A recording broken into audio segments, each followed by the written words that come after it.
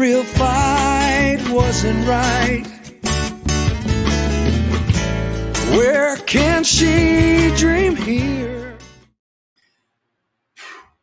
Such a long day today. Kind of glad to be here, sitting here with you. Welcome to pACT. It is great to be here. This is the second Wednesday of the month, but we're doing things a little bit different. Our guest for the community Pay It Forward One Hope Wine fundraiser for this month is coaching right now. So they are going to join us in the second hour. So we're going to kind of change things up a little bit. This first hour, we're going to bring back an interview that I did about probably close to a year ago, I'm thinking, but it's still very important because his service is extremely important to anybody who's in small business, okay? The debt ceiling is done for a couple months, okay? And one of the things that they're going to do is they're going to be eliminating any extra COVID relief. That means this is going to be disappearing. The program that I'm going to be talking about, and it's going to be Larry Goldstein talking about employee retention, okay? Once again, we've only got a little bit longer. You've only got a little bit longer regardless for the 2020 year. But the thing about it is you know what? I suggest right now, if you have any W-2 employees, call Larry, okay? Because if you can call Larry, if you can get a hold of Larry and you had any difficulties whatsoever during COVID, no matter if your bookkeeper says you're not eligible, call Larry. It's a 10-minute phone call, and he can possibly get you upwards of $26,000 per W-2 employee. There are rules, there are stipulations. This is the IRS giving this money, so it's not like, they don't exactly give out money because, it's Wednesday. They don't give out a lot of money. That's one of the reasons why they are one of the richest institutions in the land. But please do yourself a favor, get a hold of Larry. All the information's coming up, but get a hold of Larry. And when you do that, here's a chance for you to get paid back for doing the right thing during COVID. Once again, this is a little bit older video. It is we did record it last year when Larry first joined the team, but this is a lot of information that any small business, please, and if you know any small businesses, please check this out, share this with them. Let them know that even if your bookkeeper says you are not eligible, you really want to check this out, okay? Look, $26,000, I don't know about you, but if I had a possibility to get $26,000 and I left it on the table, I think I'd be a little mad at myself. So here we go. This is an interview I did with Larry Goldstein. I will be back shortly. Once again, Stephanie and Tyreek will be joining us at the top of the hour.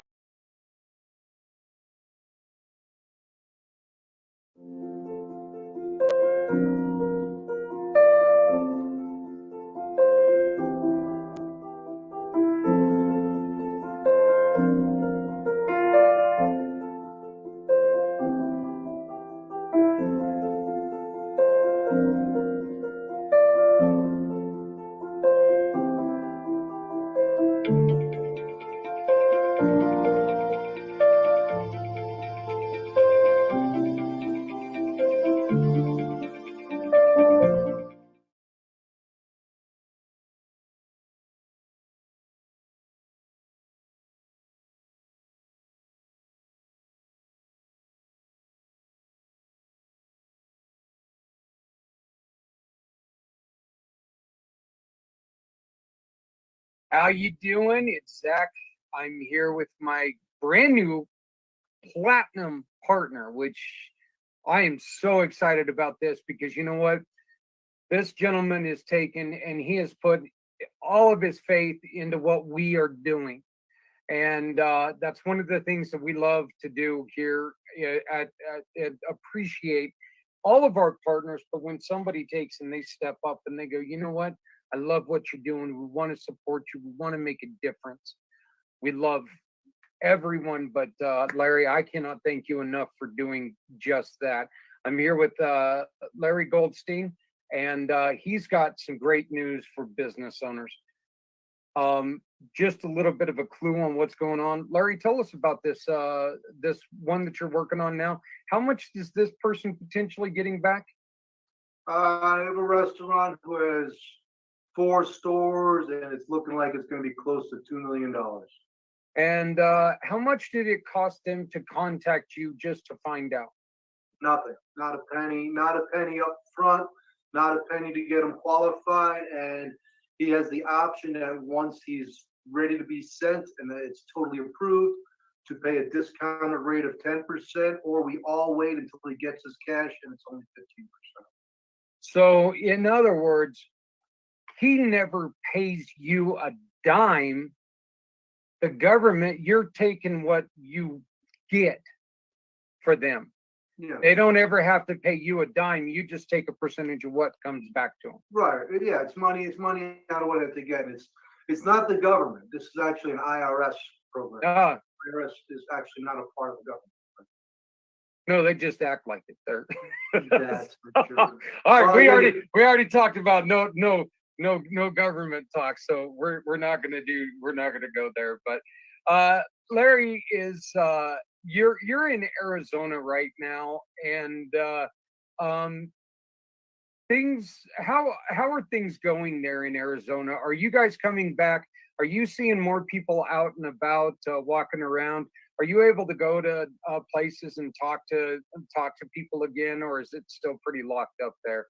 Well, this one gentleman is that we're looking to get about $2 million is a local guy, so he's a local business, and I've had the pleasure of eating at his restaurant like 4 or 5 times during this process.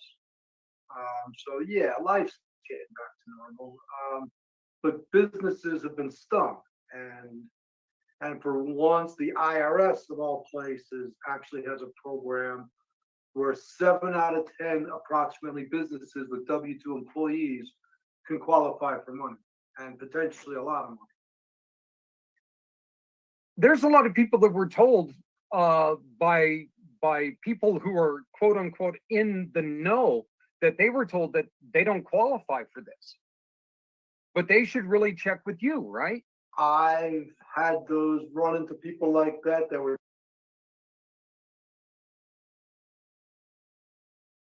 told by their CPA they're not going to qualify. It's worth the conversation. It's worth, again, I can spit out the ways really quick, the manners, how you can qualify. There's multiple ways. One of the ways is if you had the nerve to start a new business during COVID, after February 15th of 20, you can qualify for money just for that. If you had supply chain issues, you can qualify for that. If you were shut down fully or partially due to a government mandated shutdown, you can qualify. And then the big money is if you take your receipts from 2019 quarter by quarter, not the whole year, and compare them to 20 each quarter. If there was a 50% drop in any quarter, you could qualify. You do the same thing, taking 19 first 3 quarters and compare it to the first 3 quarters of 21. If there's a 20% drop, you'll qualify. So they're actually and I don't want to say awarding because awarding's not the right word. They're trying to help these businesses survive by even dropping the percentage in 21. So they're again, I didn't create the program, but right. It's one of the main purposes of this is for business owners. Again, W-2 employees, unfortunately, 1099 do not count. W-2 employees that bit the bullet, paid money out of their pocket, and worked hard to keep their people on staff and keep their people surviving. So it's a righteous program. There are other ways, again, besides that, but that's one of the big keys behind it. one of the things that I really enjoyed when I created your video, and we're going to be playing your video during this interview. We're going to play your video right after this interview is finished. But one of the things I really love talking about is I love the way that this is going, because you're awarding people who are able to, like you said, bite that bullet, bite that financial stress. They're really awarding people with that because they did the right thing and they kept people hired. I understand not everybody could do that. I mean, I'm not naive. I understand not everybody could do that. But these people who knew that there was a struggle, but they kept going, they're able to be awarded now, and they're able to be treated like they are. And let's be honest, companies that kept people on, they're superheroes. You know, so I mean, they truly are. They're our version of superheroes right now. So approximately how much, and I know that this varies from situation to situation, but approximately how much are people getting per W-2 employee? Well, by rule, you can get up to 26 grand per W-2 employee, but it's all depends on, again, your payroll information, your 941 information. Again, there's lots of factors that go into the calculations, which I don't do myself. Right. That's for the computer nerds to deal with. But as long as your documentation is in, we need your 941s for 19, 20, and 21. We need detailed payroll information, gross for 19, 20, and 21. And let the team do their work.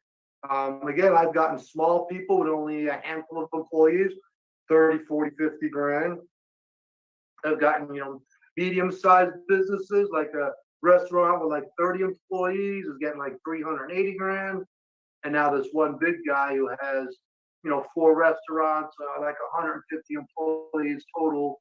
Looks like he's going to get close to $2 million. That's amazing. I mean, it is kind of, neat after all the years of bashing, that one lovely organization that we were talking about, that now they're finally doing something that is really going to help keep some of our small business brethren alive. Does it matter? And I know that are the ultra big guys getting the same thing as the small guys? Not the ultra businesses, the businesses over 500 employees don't fall.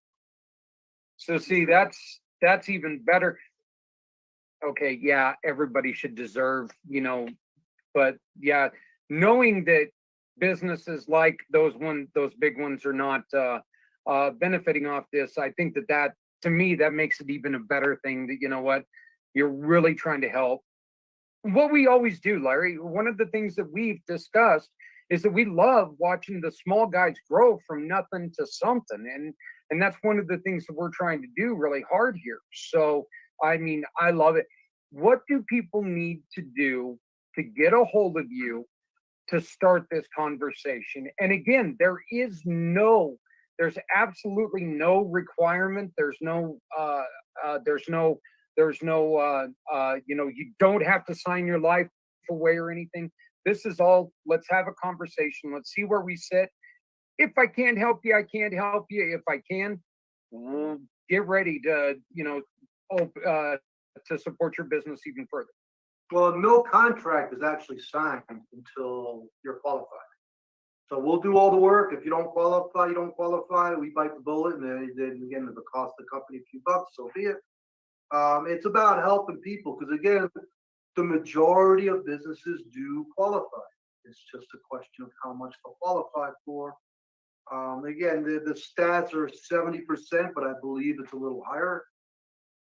So they call me, we'll speak on the phone. I can also, through your site, you'll have a site that they can go to and they can do the application, again, free of charge. You can also put it on test mode so you can play around with it and see the different scenarios. It'll ask you about the amount of employees you've had in 19, 20, and 21. It'll ask about, obviously, how business went, if it dropped in, your gross receipts dropped, but it'll take you to where you need to go. Again, if it has to discuss supply chain issues, mandated shutdowns, the site is awesome. So once you do that pre-qualification on the site, even if you didn't call me before, once I get notification, I follow up with everybody to ensure that everything's done properly. Then they upload their 941s, they upload the payroll information. The communication is incredible. I've gotten people I just got a small guy qualified in 3 days after he got in his information. I mean, that's incredible. We say 1 to 3 weeks, but it's going faster and faster because, again, the main company I'm associated with, we're over $2.5 billion we've gotten for people so far. So That's billion with a B. Billion with a B. That's fantastic. Yes, yes. So again, it's worth the conversation. And as you know, I mean, both of us, we got together because we're both in business to help folks. Yeah. And again, there's no thoughts of any money. So I don't want even people to even worry, oh, what's the catch? There's a catch. There are no catches. Talk to me. Let me see if I can help you. If I can't help you, I bet I can help one of your friends. And then obviously all of us get together with the money we make, get from the IRS, and we help support you a little more for all your righteous work. It's just a winner for everybody. Yeah. Once again, you know what? Larry throws us a referral award for you using him, and we turn around and we give 80 to 85% back to a cause that you love. So imagine this. You call Larry. You have, we'll say 10 employees. He gets you a couple $1,000. Doesn't cost you a penny. Plus you get to support a cause that you love that has asked us for help. It is, I mean, it's just the whole sound of that to me, Larry, sounds fantastic. You know, you're not only supporting yourself as a business, but we're also going to give to somebody else who needs help. I just think it's a way that, you know, you can really support the people that you love in your community. And yeah, it's the reason why this business was created. And it's a reason why people like you and, you and our other partners are going to make this successful, because we're able to help other people while we're helping people. That's, it's a circle of good. I have to bring this up because it's important to me, as just a patriot. You are a veteran. Yes. I got the pleasure of serving under President Ronald Reagan in the early 80s. Spent my whole tour over in West Germany, which doesn't exist anymore. Right. Guarding the wall, which obviously very few tried to get over, because there were serious consequences if they did. And yeah, it was an honor serving under a great president like that. So, plus I got to see the world. You know, it was kind of nice. I mean, I saw quite a bit of Europe. So it was, and I think every young man should serve his time in the military. It's I've told now all three of my sons, with Andrew joining our family, that, you know, that's one of the things that I really regret. And you know, it's kind of funny. I didn't want to join at the time because I didn't want to get my hair cut and I didn't want to get yelled at. So I got married instead. well, Boy, that now really well. Now I'm a middle-aged balding guy who's been married 3 times. So, funny story, and you and I never discussed this. So this is something that is really funny. When my dad served in 71, you know, there towards the end of Vietnam, Dad was in West Germany as well. Our apartment overlooked the wall. We could look out there and see into East Germany through our apartment. Somewhere in this vast house of ours, you got a picture of me standing against a plate glass window, and you can see over the wall. So, you know, I've always wanted to find an actual piece of the wall and bring it home and keep it, you know, because of the history and me having been able to touch the wall, albeit as a young child. So, what were give me one of the things that that your service really you use every day. It really is something that you use every day. Uh, a lesson learned, something that was told to you. Pretty simple. If you fall down, get up. I love that. It's nobody else's fault. There's nothing else going on. It's you and you, and life is life. We're all going to have our struggles. I've had plenty. I know you've had plenty. It's what you make of it. And Yep. Having a drill sergeant scream at me could have been what saved my life, because now I wasn't afraid, or wasn't doing. I was ready to do what I was supposed to do. And God forbid I never got into those situations. But life is life. Every day is a blessing, and you learn that, especially when you're talking about looking over in East Germany. And where I was was near Fulda, where we went to. It wasn't a wall; it was just barbed wire. Yeah. But there was actually a town on the other side in East Germany where they didn't have people there all the time because they were worried they'd escape. So they would bus people in and out of the city, of the small town. So what it does more than anything for any young person is the blessings of the United States of America are far more than most of us imagine. Yeah. Once you've seen, East Germany isn't the worst. I mean, obviously places in Africa where people don't have shoes, don't have houses, I mean, whatever. They And steal your children and make them soldiers. Well, exactly. So They throw hands or they throw guns in the hands of 9-year-olds and who are brainwashed into killing their own family. And yeah, I mean, but I completely agree with you. You know what? There are certain things right now that are messed up in this country, but we still live in the best country in the world because we're allowed to say there's problems right here in our country. Other places, you get drafted into the military for opposing a war, not mentioning who, but so we've mentioned it once before, and I also want to thank you. You are a huge sponsor of the finally 5th annual chili cook-off and toy drive. You have a history in which we're adding a Texas Hold'em tournament. You have a history with dealing. Don't I guess that really sounded wrong there, but no, yeah. yeah, but, yeah, you got a history with dealing. Nudge, nudge, wink, wink. Yeah, you spent some time in Vegas learning. After I got out of the service, started college again, and it wasn't for me. And I was talking to a buddy of mine who happened to live in Vegas, and he just chatted. He goes, "Man, what?" He wanted me up there because he's my buddy, but he said to me, "Why don't you just come up here and be a dealer?" And I was like gaming and stuff, and Yeah. I was like, "Wow, that sounds awesome." I literally dropped my classes that day. I was in the car the next day. Yeah, I signed up for dealing school, and I was learning blackjack, roulette, and craps. And once I got to the craps, it was because craps is the most exciting game. Once I got the craps, that was it, and I was became a craps dealer for like 14 years in Vegas. I caught the end of old time Vegas, where they were giving away comps, where you didn't have to have points and all this stuff.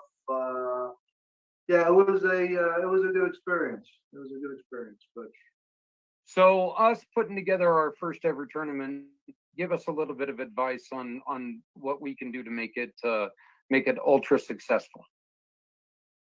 just have fun. I mean, the beauty of what takes you a long time to realize, and it took me forever. Anytime you're gambling, expect when you walk in the door, you just expect that you've already lost. Whether it's money, whether it's charity, whether it's whatever it is, okay?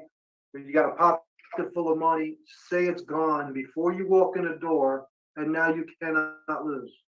Stressing gambling takes all the fun out of it. Yeah. Gambling money you can't afford to lose takes all the fun out of it. So again, I know your tournament is, not big bucks. People are not going to hurt themselves. But my biggest advice for anyone who likes to go to any of the casinos is kiss your money goodbye before you walk in the door. And you can never lose. But now you're not afraid to play. Yeah. Sometimes people get on hot streaks on a craps table, on a blackjack table, and they're finally winning. And now they're afraid to go for it. Because, all right, I finally won a little bit. You already lost. If you want to go for it, go for it. Yeah. And that's the best gaming lesson I can ever give.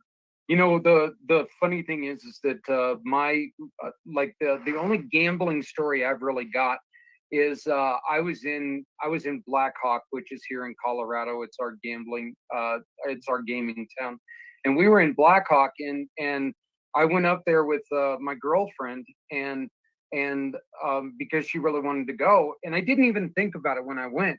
When I got up there, I woke up the next morning and I was like going, "Oh no, I can't be here." And she was like, "Why?" Because George Brett is being inducted into the Hall of Fame. My favorite player of all time is being inducted into the Hall of Fame. And she's going, "Well, they got TVs there." And I'm like, "Okay, great. Fantastic." So I get there and she goes off and starts playing the coin machines and does all that. And I sit down, grab myself an adult beverage, and I'm watching the TV. And the guy goes, "You got to bet." And I'm like, "The hell am I going to bet?"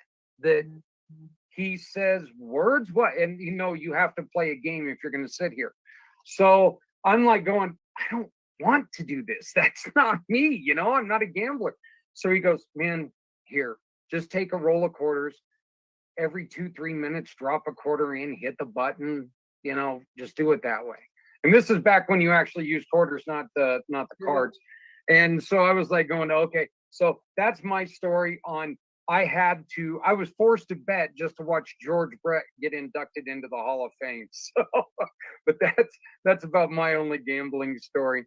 Hey, Larry, let's get back to business real quick. I really want to make a point, really get the point across to people that, hey, small businesses, if you struggled, but you did the right thing, make sure you call this man, because when you call this man, he can turn those struggles into finances that you probably need right now. I just read a story in the newspaper, those things that are made out of paper that have news in them. I know a lot of people haven't even heard of those anymore, but about a 41-year-old restaurant here in Colorado that because of the pandemic, the person sold the building, they lost their lease, and they decided, you know what, we're not going to move again. This pandemic really kicked our butt, and they're closing the doors, and that's just, I hate hearing these stories that, having friends that had to shut down because of this, it's just, it breaks my heart. And knowing that there are people like you out there, Larry, who are going to help them stand back up, I think I love the idea. Are there? I want to say, yeah, again, you didn't mention this restaurant before. If they were around during COVID, if they sold like end of COVID, 21, whatever it is, they still can qualify for some money. So, in fact, I got a bakery right now in California that sold their business. I think it was second quarter of 21, and they're still qualified for money. So, well, I will see if there's any contact information. I'll try to reach out to them and let them know, because that would be, maybe we can get them to change their mind. This is a very popular place. Maybe we can get them to change their mind and change their fortune. But that would be incredible. Yeah, that would be a success story that we could all be extremely proud of. Hang our hats on that. Is there a minimum of a number of employees you have to qualify? Not for us. I mean, some of these companies want, because they want to make the big money. Right. Give me one W-2 employee. We'll try to get them whatever. If it's a few grand, it's a few grand. Family members don't count. Owners don't count. But besides that, if they have W-2 employees, from 1 to hundreds, let's see what we can do. Like I said, I've gotten a lot of small people money. Again, I can mention a few up the top of my head. A small restaurant with 5 employees is getting like 44,000. So it's not chicken feed even for them. But again, some of the big ones, again, $300,000-400,000, and once this one for $2 million gets done, it's insane. What the hell can you do with $44,000? Sheesh. Yeah. Well, yeah. But this guy again, restaurant's probably the toughest gig out there. Yep. The margins are so small. This guy was struggling, and he was actually referred to me by his CPA, because a lot of CPAs don't do this. Some CPAs don't even know about it. So I get referrals from CPAs. I get referrals from business brokers. I get anyone involved in businesses. We can help a lot of people. And again, we're not selling them anything. I'm not asking them for anything except to work with me until we know they're getting money. And so, you just said it. There's nothing. There is no loss for them, is there? Absolutely no loss. No matter what, even if they don't qualify, it's just, I'm sorry, there's nothing I can do. But it was a pleasure working with you. There's no catch to this. No. All right. Yeah, Larry, give us. they're not even signing. They're not even actually signing any contract until we got them qualified. I spend all day on the phone talking to people, and it does break my heart when I tell them, yeah, I don't think you're going to qualify. People with 1099 employees still call me saying, hey, maybe I can. If you don't have W-2 employees, you will not qualify. 1099s unfortunately do not count. Because again, a lot of it's based on the payroll tax that they're sending. Okay, but it's not going to stop you from talking to them. No, everyone deserves a conversation. No, I mean, they might have a buddy that needs help that has no clue. So friends like to help friends. If I can't help them, unfortunately.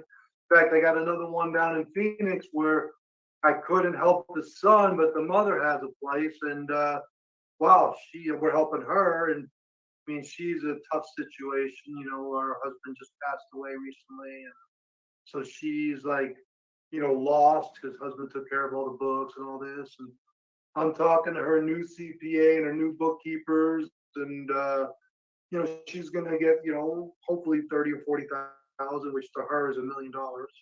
So again, anyone, big, small, whether I make a lot of money or not, it doesn't matter. I'm helping people that deserve it. I mean, that's all there is to it. For once, the IRS is doing something right.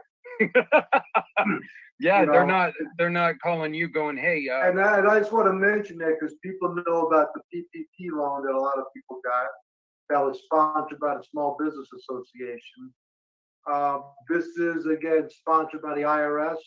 It's not publicized like PPP. It's not as easy to do as PPP. But again, the IRS is in business to take your money, not to give it. But and even though it's not as easy as the PPP loans, it doesn't matter to the store owner. They're not the ones doing the work. It's you guys. As long as they just work with me, let's get the right documentation, the proper documentation, because obviously we're dealing with the IRS, so we're very anal about getting the perfect documentation before approving and going forward. So yeah, it's done right. Again, they're 941s, their payroll information, and then if anything else we need, we'll be on top. Well, you can always take, and one of the best ways that you can get a hold of Larry is on his landing page right here on communitypayitforward.us/ERC specialists, Larry Goldstein. And Larry, your phone number is 602-989-4200. Correct. Okay, so once again, that's 602-989-4200. You can get a hold of him at LarryGetYourCheck.com. Larry, get your ERC check. Oh, ERC. I'm sorry about that. Right. Yeah, I guess right there is and the website is getyourerccheck.com. So, right. Once again, we are very, very, very excited to introduce you guys to Larry. please, if you know a small business that struggled through COVID, if you know a medium business that struggled through COVID, make sure that you tell them about Larry. Tell them about Larry. Let's help them get some money, and then we can help other people when we do this. Larry, one more time, can you give me your phone number, please? 602-989-4200. Well, I want to thank you, sir, for everything that you're doing. It's a pleasure to get to know you. It's a pleasure to work with you. I look forward to doing many, many things together. And you know what? Let's try to get this. I am going to reach out to this restaurant owner. Let's see if we can convince him to open back up. That would be something fantastic. And That would be an incredible success. Yeah. story. But you can work anywhere in the United States, correct? Anywhere in the United States. That's Everywhere. Everywhere in the it's United just States. it's great. Larry, thank you for your service. Thank you for your partnership. And most importantly, thank you for your friendship. Welcome to the family. I appreciate that very much. Thanks, Zach. I appreciate it, man. I'm looking forward to helping a lot of people and having a lot of fun together. Now, I do appreciate it. Now, I'd like to bring you to the video that we made for Larry. If you have any information, you can always give us a call, 970-909-0751. 970-909-0751. We'll hook you up with this man. Why not call a conversation, and that conversation can turn into money? Okay, maybe not the 2 million he was talking about, but you know what? Every penny you earn is a penny you didn't have before, is a penny that's going to help you retain these employees because you did the right thing. You stayed open during a very, very difficult time. Make sure that you call Larry, because you know what? You don't know what your situation can bring you. So again, thank you, Larry. I appreciate it, my friend. Thanks, Zach. Appreciate it, brother.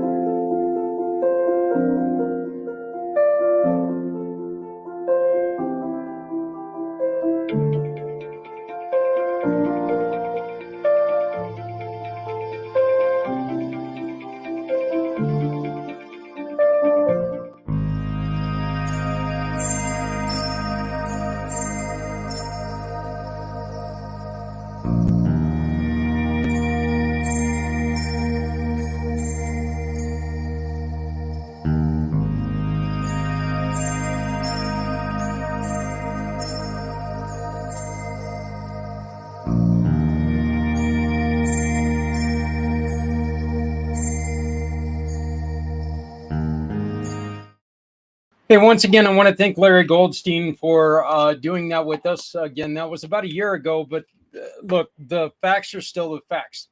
Right now, if you have W-2 employees, you can still get money back because of the struggles we had with COVID, okay? But if you're paying attention to what's going on in the government, again, to make this debt ceiling work, they've decided that they're going to get rid of a whole bunch of this extra COVID relief stuff. They have not said for sure that it's going to be one of the things that goes, but let's be honest. It's one of the things that's been there for a long time, and people are not taking advantage of it. One of the reasons why people are not taking advantage of it is because they're being told that because they got the PPE loans, because they got all that other stuff, they're not eligible. This is not true. Call Larry and find out. All you have to do is call Larry Goldstein. Go on to communitypayitforward.us. Go to the employee retention section on the partners page, and you'll find Larry. We are so excited to bring back this man that I think that I need to put on the payroll, because, he's been on the channel quite a bit lately. The only problem is I'm going to have to be put on his payroll first. So somebody's got to pay me first. But I am so excited to bring back on Tyreek Robinson. How you doing, brother? Hey, how's it going, man? Thanks a lot. Appreciate you. Doing good, doing good. Hey, man, I just want to let you know, last week, when you joined us last week on Footprints Forward, I've still got people who are talking about that show. I've still got people who are talking about the incredible friendship that you and Michael have, Right. and the incredible trust, and how there are people who envy you, and I'm like, I'm pretty sure they're not looking for your envy. Right. It's not some trust like that, Mike or Ty. That doesn't just happen. You have to build up to it, right? Right. Yeah, So, absolutely. I mean, you definitely got to build up to it. It just doesn't happen overnight or right away because, I never really been in a situation like that where it was just right off the bat. It always comes with trials and tribulations of life because someone has to go through it with you. You know what I mean? Like you got to go through some stuff and, because I feel like in the darkest room, you find your closest friends. You know what I mean? So that's exactly how it works. yeah. Well, I like I said, I know that we've still got people who are talking about it and bringing up that show, and I just wanted to let you know that you've really touched a lot of people's hearts, and I'm really looking forward to bringing up everything that you've got going on with your campaigns again. Right. But to make that happen, we need to bring in the show. She is the show. The goddess of the grape, Stephanie Samos, hanging out, waiting for this show to end so she can go and become a mom again. I'm glad I made it here, you guys. We made it. We made it to the last show this month. Yes. Made it. How are you guys doing? Good. How are you? Doing great. I'm trying to figure out how you're going to work in, Zach into your daughter's name. How's that going to happen? I hate to disappoint you, Zach, but yeah. No disappointment there. That would be awful for that kid. There are some times when you look at a kid and you go and you're like, what were those parents thinking? Like my son, I named him Justice, and it's like, and people are like, what's wrong with your dad? And then they go, yeah, well, he calls my older brother Free. And they're like, oh my God, it's a good thing you didn't have a daughter. I would have been like, well, Liberty. It would have been Liberty. So, whatever. But yeah, so just kind of one of those wackadoos. So, Stephanie, I love the unique names, not wackadoo. My kids are unique names too. So, all for it. Tyreek, before we go any further, brother, happy Father's Day. Hey, thank you, man. Appreciate it.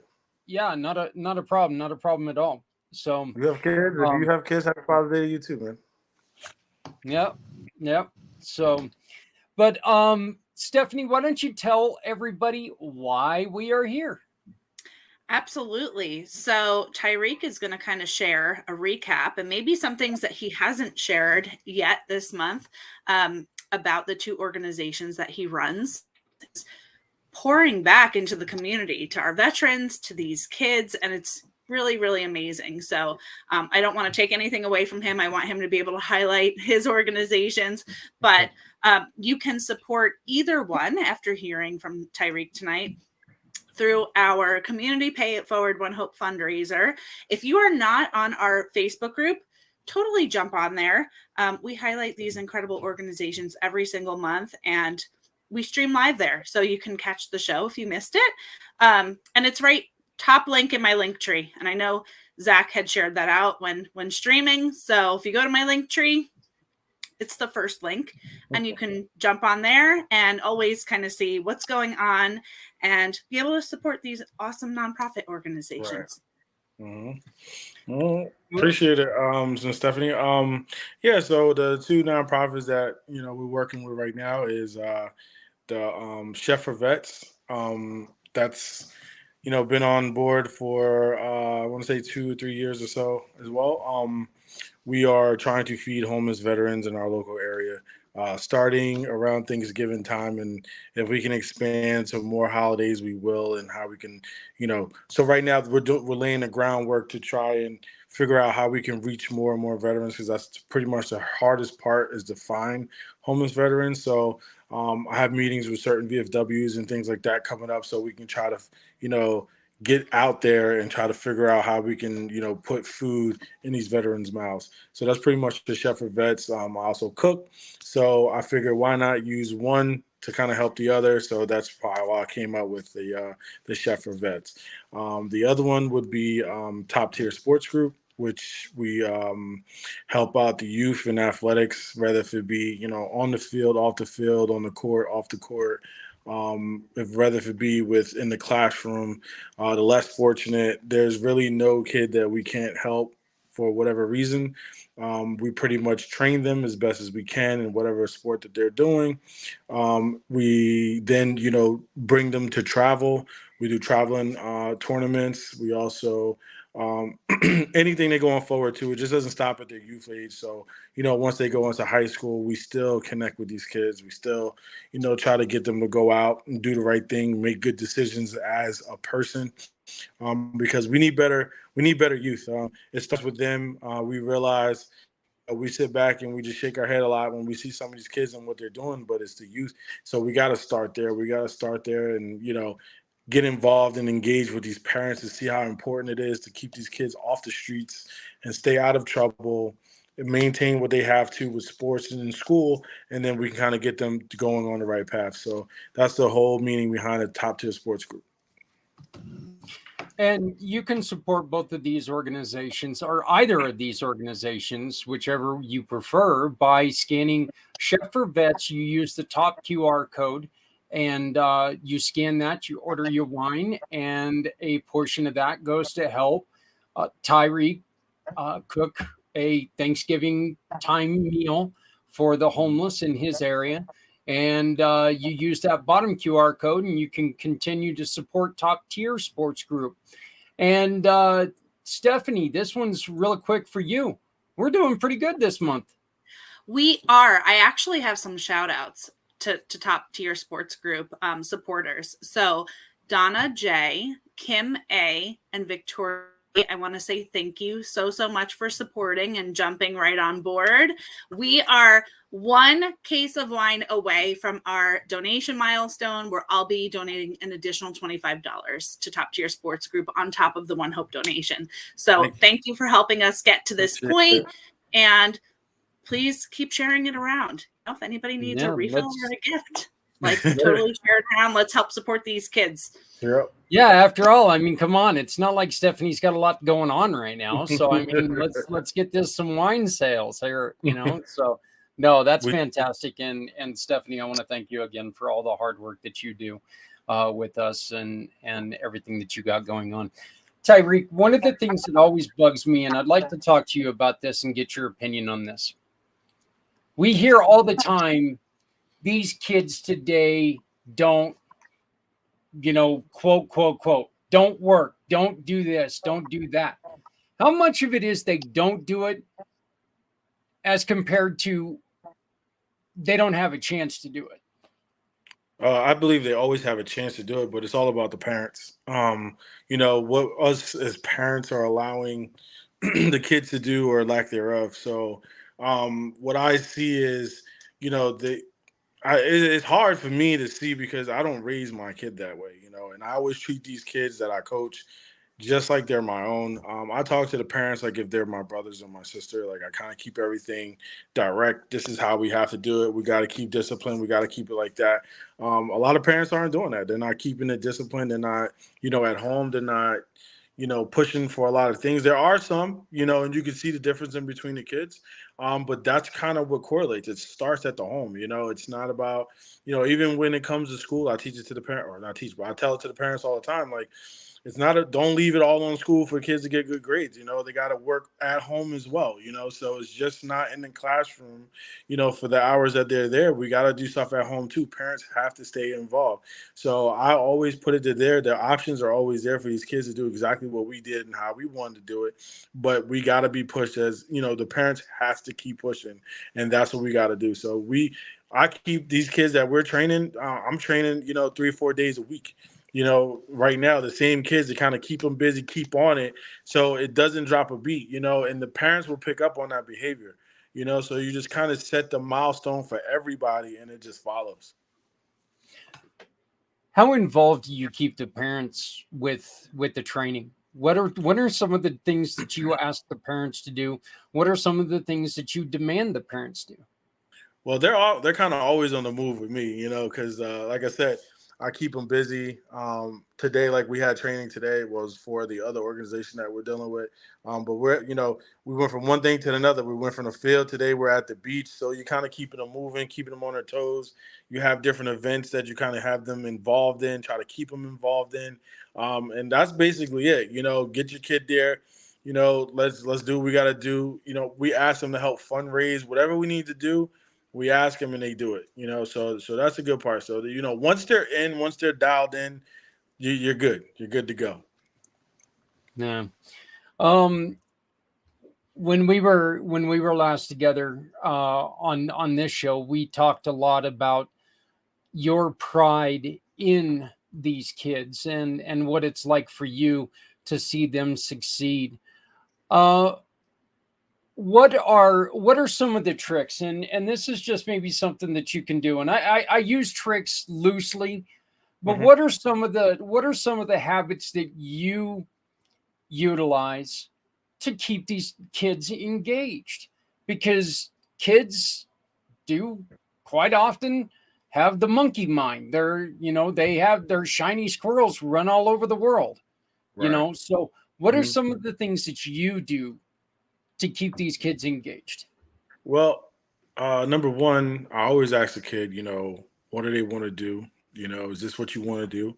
How good do you want to be? How far do you want to go with it? Because you got to know, like, some parents will force it upon their kids, and I will not do that. Like, I won't be involved with a kid that doesn't want to be out there, So if they're being pushed or forced to do it, I won't even entertain that. So, once they tell me what their vision is, then I tell them every time. You constantly hear me say it on the field, trust the process, because it's a slow moving thing, it's going to work.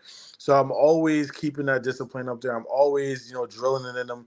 Then we do fun stuff. I always keep it fun and active because they can't always make it feel like, they're being drill.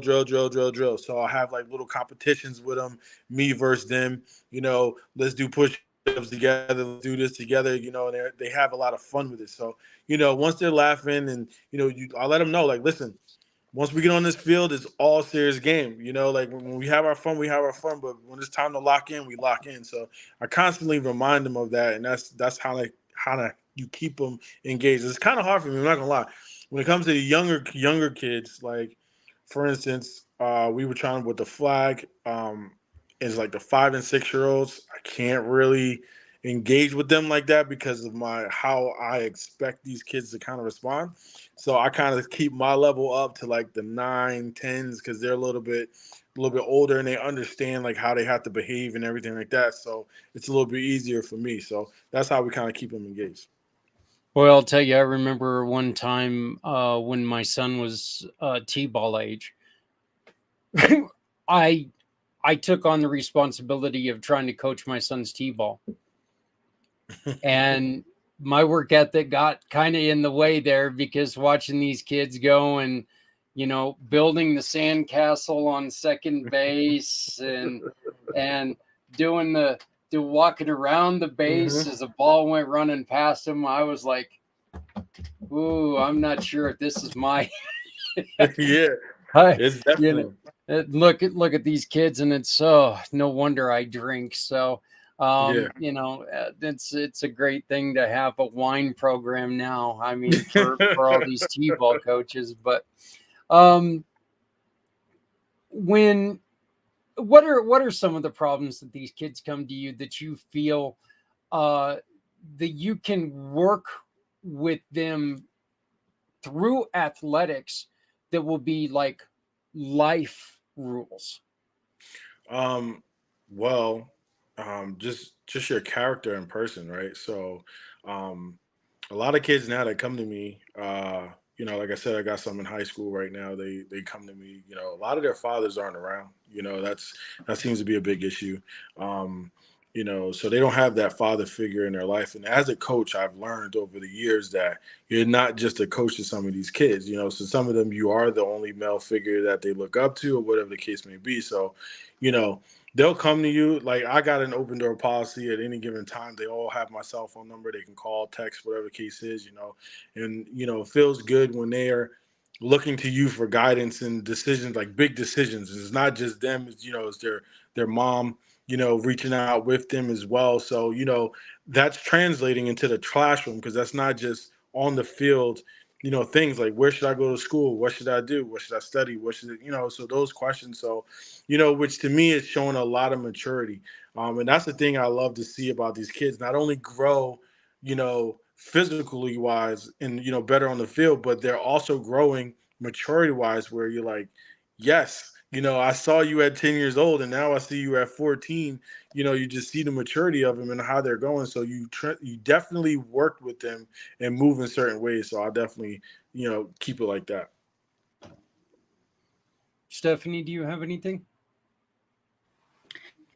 I love what you're doing. I feel like so many life skills are learned through sports, structure, Right. discipline, and just Right. improvement in life all around. So I love what you're doing. I grew up doing sports in a different way. We talked about this last time. I'm not playing football, but but no, I think it's great. I think that you probably see a lot of their grades improve, Right. with their academics, and maybe their home life has improved because they're really letting their energy out on the field too. So really, really awesome. Definitely keep it up. And I love you such a broad age group too. Yeah. Yeah. I love it. It's Let's talk definitely that a little bit, because I know we touched on it last. You kind of cut out there. What'd you say? Sorry. I know we touched on the age group last time, but you're seeing these kids from young all the way up and through into helping them get into stuff for college. So touch upon that too. Yeah, so when I first started coaching, I jumped in. These kids were 10 years old or so, or 9, yeah, give or take. And I had coached, I was going to coach. I took so long to coach. I don't know why. I was still, trying to be a young me and play football myself. And then one day I said, you know what, let me try to give this coaching thing a try. And like I said, they were around 10 years old or so. I was just the assistant coach at the time. And we had them for about 2 seasons. And then the organization asked me to take over as head coach, because I was going to go to a different organization that really wanted me as a head coach. So they said, nah, stay here. We could be the head coach here. So being a head coach here. So now I'm still with the same group of kids. And now they're all sophomores in high school, and, they just came up to the field yesterday, when we was up there. And I'm like, wow, like, these kids are taller than me now, and, it's crazy, because I'm wondering what they're feeding these kids, because I'm like, we wasn't that big at age. Like, I'm still the same age I was when I graduated high school. I don't understand how these kids go from the littlest things. Now they're looking down at me like, "What's up, coach?" So it's a good thing to see that now. And I got one athlete. He's really excelling in football, and he really wants to do this, as a professional, and there's nothing wrong with that dream. And so he was going to a couple college camps and everything like that. So it was a great thing to see that, and to see that he's actually doing well with that. I can't wait for the next step. You know what I mean? Like, I'm so excited, to see their progress and where they're going to end up. So it's definitely a great thing to see him, go from younger and up. And now we just started back over. Now we're back with another 11-year-old group that we're going to work all the way up. So then, we just kind of keep repeating that cycle until my little guy who just was born, when he gets 5, he's still with the little coaches and everything like that. And then, when he gets 9, 10, then I'll be back in for that group. So I'm here for a good, good next 20 years or so, just helping out with these young kids. So good to go. Yeah, I know it's actually really kind of weird when you sit there and you're in which you're lucky your children are still fairly young, but wait till they come up to you and next thing you know they're putting their arms on top of your head and they don't have to lean up and Right. you got to try to you got to try to put your arm around their shoulder and you got to stand on your tiptoes, Right. and it's like, oh my God, really stop growing. So but yeah, so Ty, before we get into Chef for Vets, I want to do something that we neglected to do. Tell us a little bit about your barbecue. Oh, a barbecue, man. I started cooking back in, I want to say 2016-ish, around there. I was cooking. I ended up getting a food truck. So I was doing some food truck stuff. And the investor had some issues where, we had to end up getting rid of the truck, but I didn't want to stop there. I just love to cook, so I started with these ribs and I was barbecuing every weekend for like 3 months straight, trying to get this thing right, get it right. So eventually one day, I decided to have a food tasting event to see if I had a product. So what I did was all the people I knew, I had them pay $30 and they got to eat all the food they want and just leave an honest opinion on the food. And all the feedback that I got, I said, I definitely got to have this. Like, I definitely got to do this. And, backtracking, right after I had that event, it's funny because they was asking me like, hey, so when you going to have the food truck? Because this is right before the food truck. They're like, when are you going to have the food truck? And I was like, I'm going to have the food truck in April. I was like, I'm going to have it in April. Mind you, I ain't have no money. I ain't know how I was getting this food truck. I didn't know anything, So I was just like, I'm going to have it in April. And then come February, I was in Vegas. I'm usually out there for the Super Bowl. And I was just out there and I get a phone call and it was like, hey, what's going on with the food truck? And I'm like, I don't know, trying to figure out, I'm trying to go back and forth, see if they got something for veterans, try to do what I could do to try and get, this food truck. And he's like, I got you. As soon as you get back, I got the money for you. We can go get a truck. I'm like, what? I just wanted to leave right then and there. I just wanted to leave Vegas and go home. I just wanted this truck. So, going forward again, I got the truck. And then, once we got rid of it, I just kept on cooking. I stayed with it. So now I just do like catering events and I do events for towns and stuff like that. So I can, barbecue anything. I'm always doing it. My family comes over every weekend and they're like, what's he cooking this weekend? I got a whole list of things that, I just want to do. And, I mainly do it, my passion for the cooking, but something for my kids, when they get older, because nothing was left for me, but I want to do something that they have the opportunity to take on themselves and say, hey, listen, you may not want to cook, but it's yours if you want it, so here it is. Here's something you can do. And, for the good part is, my kids are very interested in it. So they're like, hey, what can we cook this weekend? What can we help with? So, I kind of got them starting all over again. So, I got a little hot dog cart now and we're figuring this little thing out and we're going to do that, start there, then build our way back up to finally get, the brick and mortar restaurant that I'm trying to get to. Well, why don't you go on ahead and in the private chat, why don't you go on ahead and drop in the number in case anybody's looking they're needing a caterer and maybe we can get a little bit of business thrown your way. So yeah, this brings us to another passion of yours, and that is the Chef for Vets. Right. This is one that I'm very I just absolutely love because it's something similar to what we've done in the past here in Colorado. And I know the challenges of it, and especially when you're trying to do it alone, I definitely know the challenges of it. But what are some of the things that tell me what is your favorite thing about doing that? about cooking for the vets? What is your favorite thing about doing that? I think my most favorite thing, and I realized this when I was done with the event, the last one that I did, was surprising them that they don't even know that it's coming. Like just saying, "Hey, here you go," and here you go. This is no price to you. This is good, and that's gratification for me to see their appreciation to have that. So like it reminds me when I was overseas and people were just sending us care packages and didn't know who we were. I could tell you we had a mountain of Girl Scout cookies. That's probably why I can't eat them now because I've eaten them so much overseas. But it's just a blessing is, you come in and you're like, oh wow, I got this, I got that, so it was a good thing. So that for me is the best part of it, knowing that I'm helping somebody that doesn't know the help is coming. So that to me is the greatest feeling. Well, just to let you know, if you have an abundance of Girl Scout cookies and you need somewhere to go, I don't have that problem, buddy. I'll eat them for you. Just send them this way.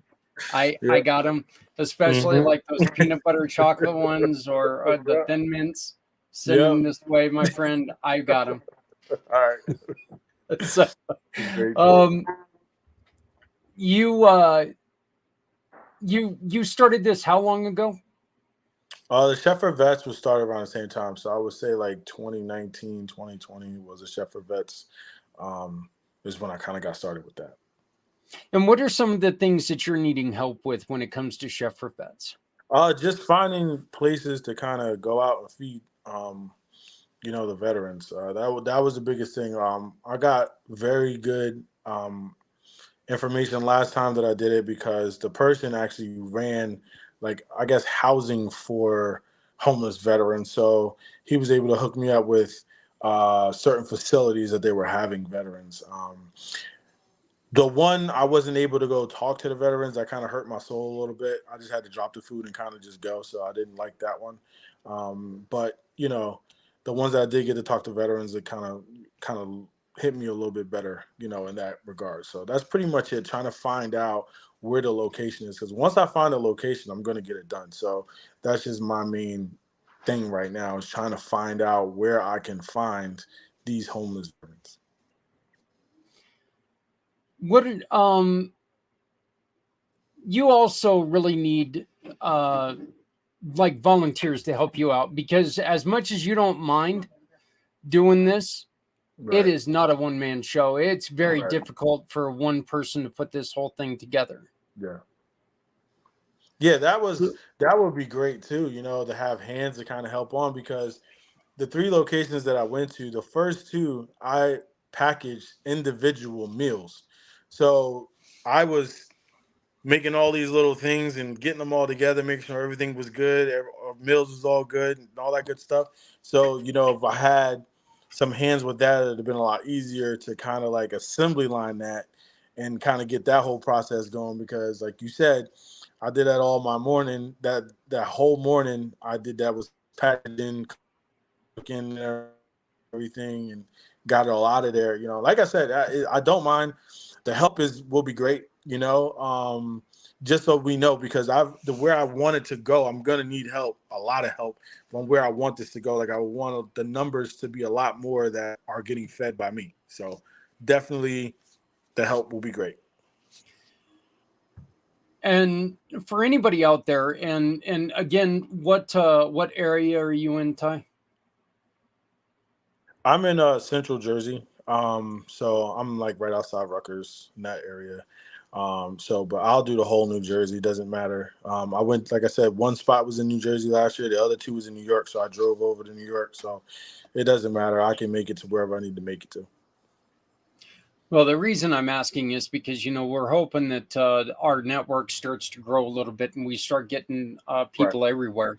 One of the things that we've done before, and you and I have talked about this, and I'm really hoping that we can help you do this, is if somebody's out there and they're listening right now and somebody that runs a restaurant, get them involved. This is a great way for a restaurant to get behind something and, hey, you know what? I'm going to put my logo on something, but by God, it's not just my logo.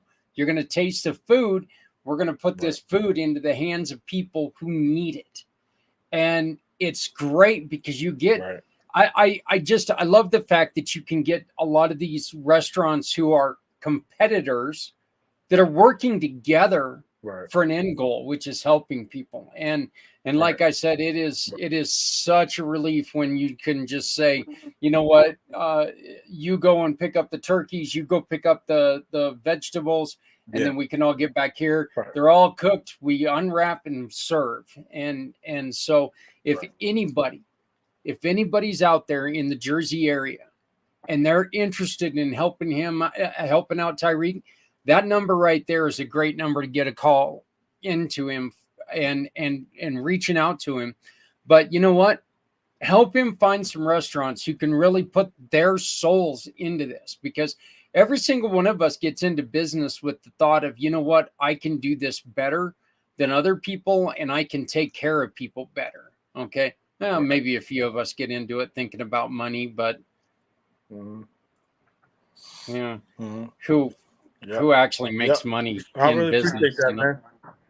So right here, and I've already put it in the chat, so please go on ahead and check it out. But this is the Facebook group for the sports program, and so go and check that out, and you can see it. You'll also find on that sports program, you're going to find, in which now, of course, I've changed everything, so I can't find it, but you're going to find the poster to where you can use the QR codes and find the QR codes.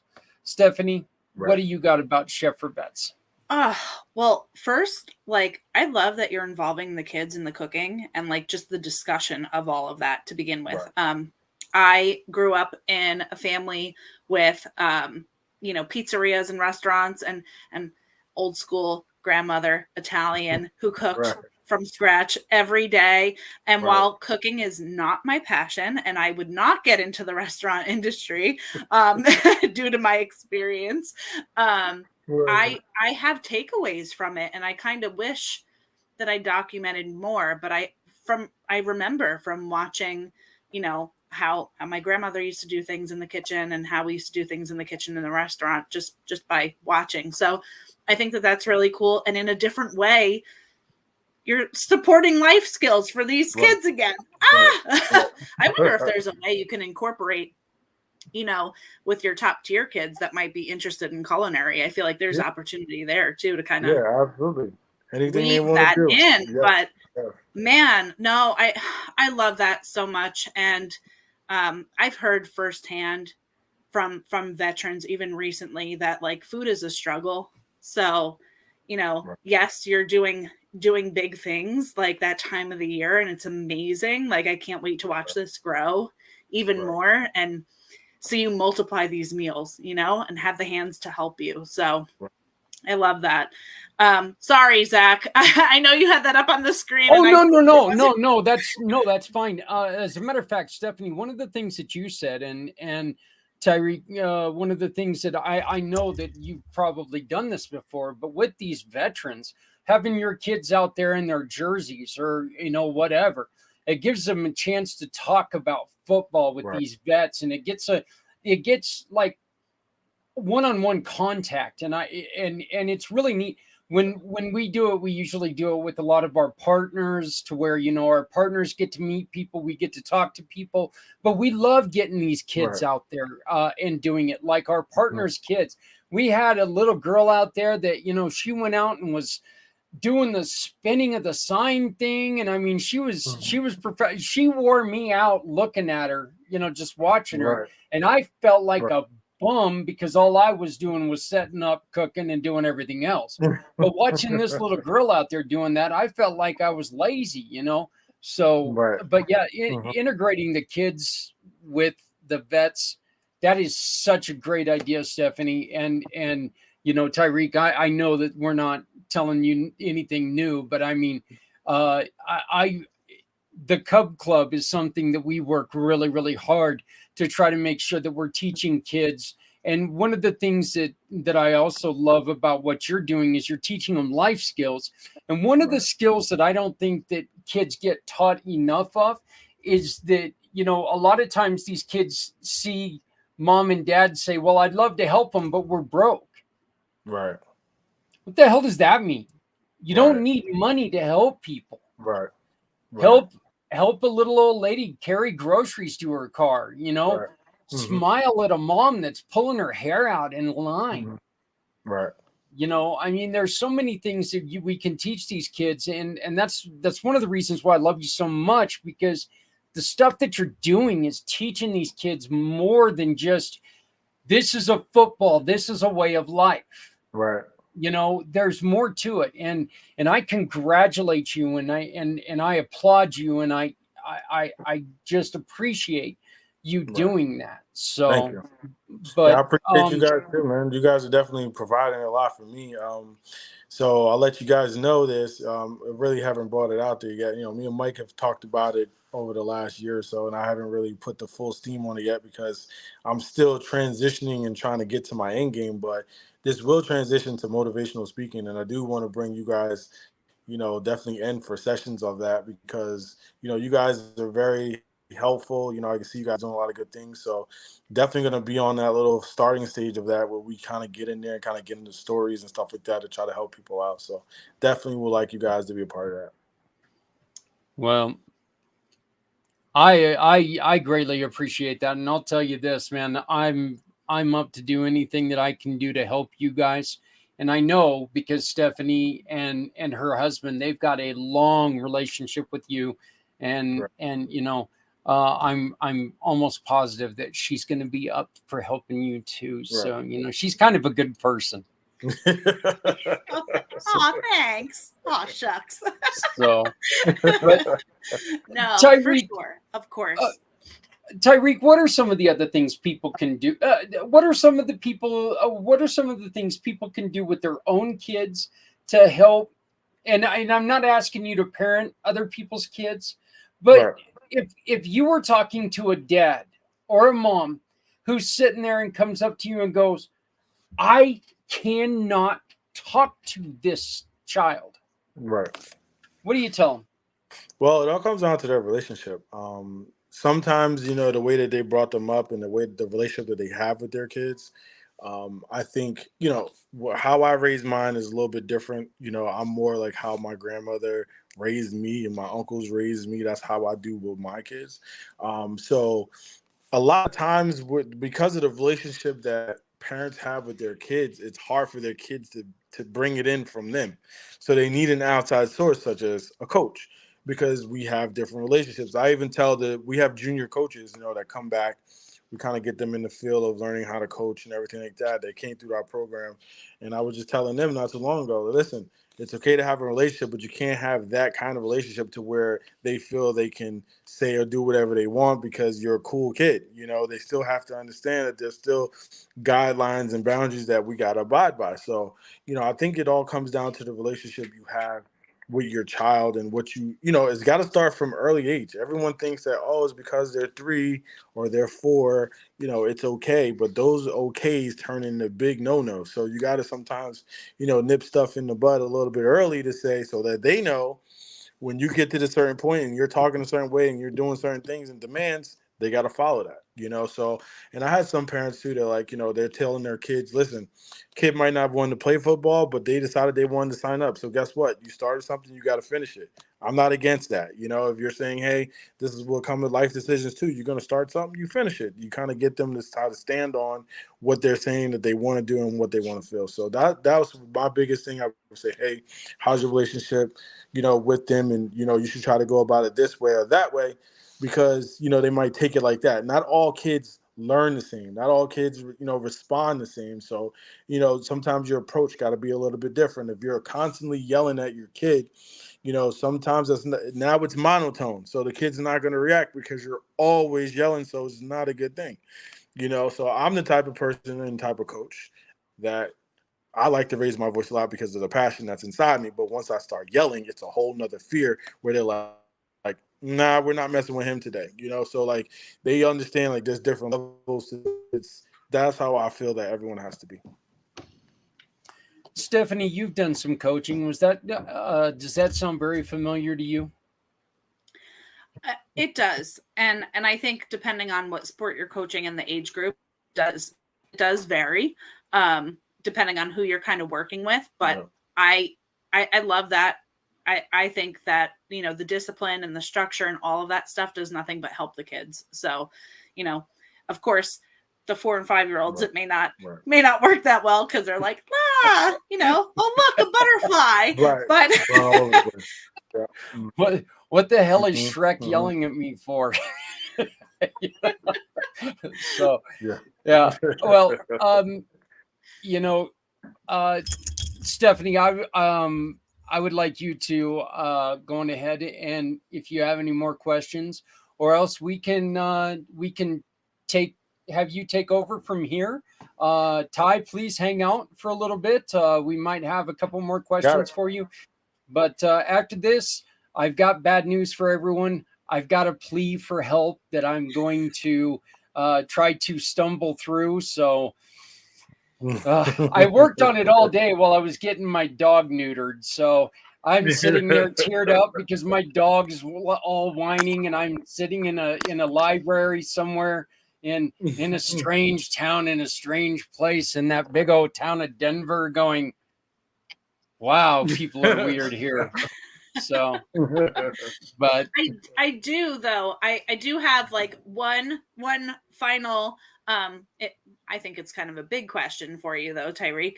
So what will, like, for anybody watching this, right? What will the donations help you accomplish for each organization that you're working on? Like, if you could wave a magic wand, like, what would that look like for you? You know, like, for Chef for Vets and for Top Tier Sports Group, like, what are the next steps that you'd like to take with the proper funding? So I kind of caught the end of that. I don't know. I think it may be my phone. So basically, you're saying what's the next step for both nonprofits, basically? Yeah, like, you know, if you got the what donations, what yeah, would be what the will you next? be using the donations for? What are these donations going to allow you to do? Okay. Can you guys hear me? Oh, mine's just messed up. Maybe it's me. Okay.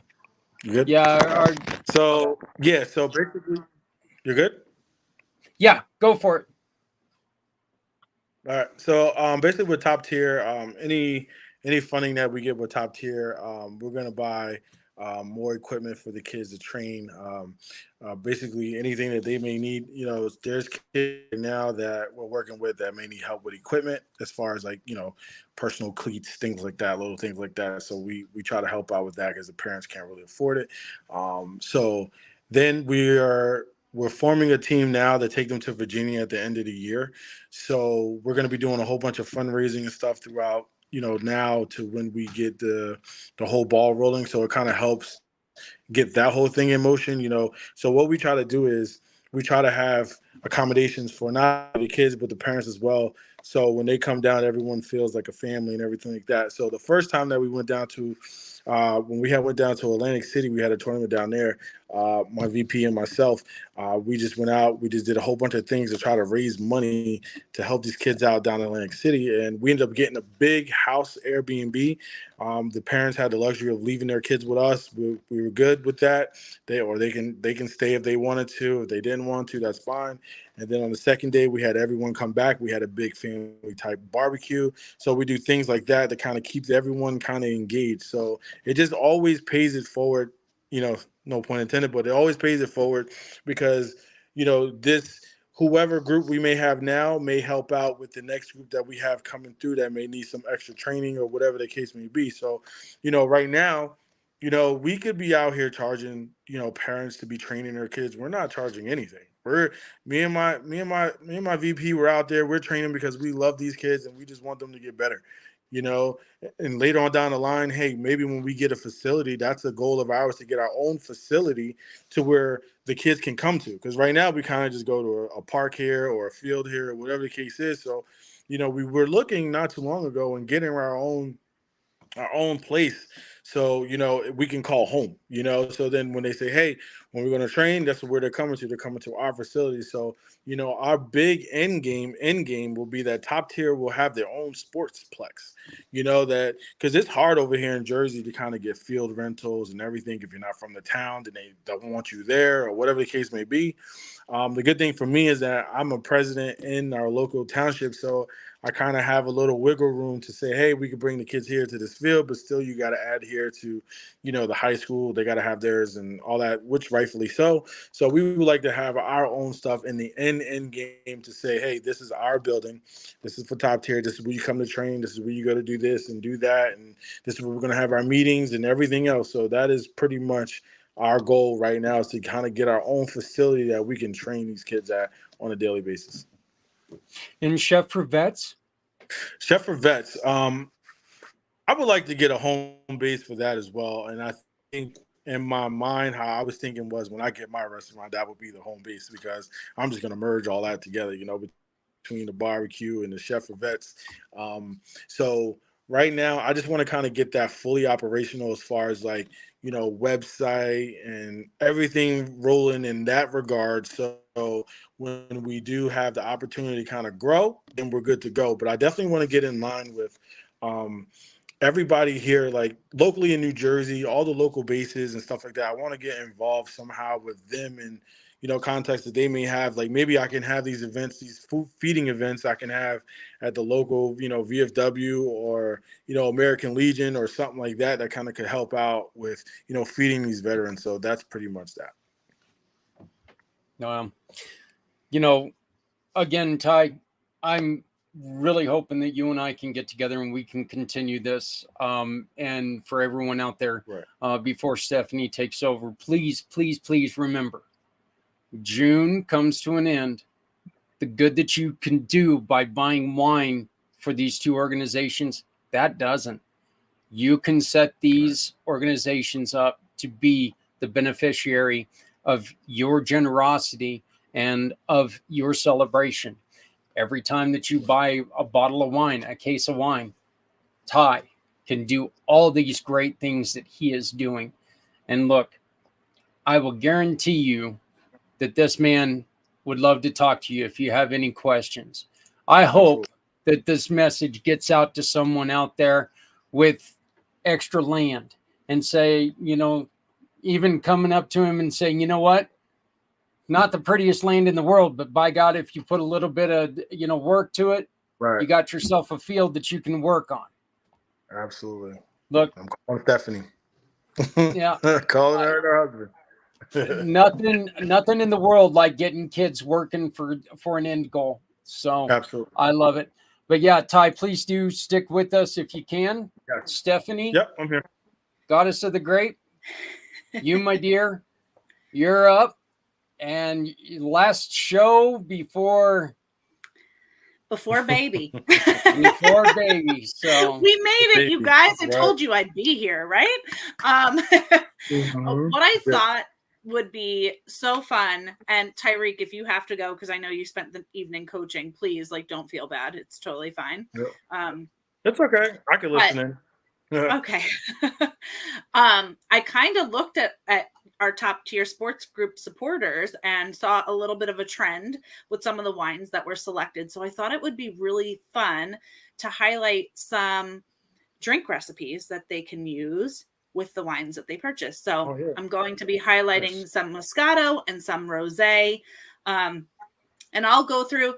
Definitely jump on our page, though, because I will be posting these. So if you don't catch the whole recipe as I'm spitting it out right now, it will be posted there and you'll be able to grab it. But I did see a trend between, Rosé and Moscato, and it's that time of year. It's getting warmer. Rosé is nice and refreshing for the sweeter palate people. Moscato is usually a go-to for the sweet lovers. So I thought we would just dive in and have some fun here with some recipes. But if you're brand new to the show, welcome. And I'm a cause entrepreneur with One Hope Wine. We are a Napa Valley winery that gives back with every single bottle of wine. We have some of the most amazing winemakers in the industry: Robert Mondavi Jr., Mari Wells Coyle, Tony Coltrane, who came over from Opus One, and delivered right to your door in 3 to 5 business days. You could be supporting these awesome nonprofits. Like it's as simple as that. Every single bottle gives back, not only through the One Hope Foundation, but also to your cause of choice, which of course is Chef for Vets or Top Tier Sports Group this month. But even going forward, as Zach mentioned, you can select, let's say, Top Tier Sports Group as your cause of choice.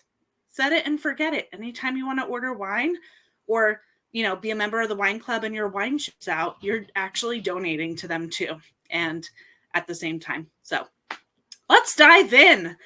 I have a recipe for grapefruit rosé spritzer, and I have some. Yay! Thank you, Zach. You know what? I'm sitting there and I was thinking to myself, we didn't actually get a chance to talk prior to the show because of schedules, and I'm like going, I don't know which way I'm supposed to start here, but this picture looks delicious, so I'm going to start with this one.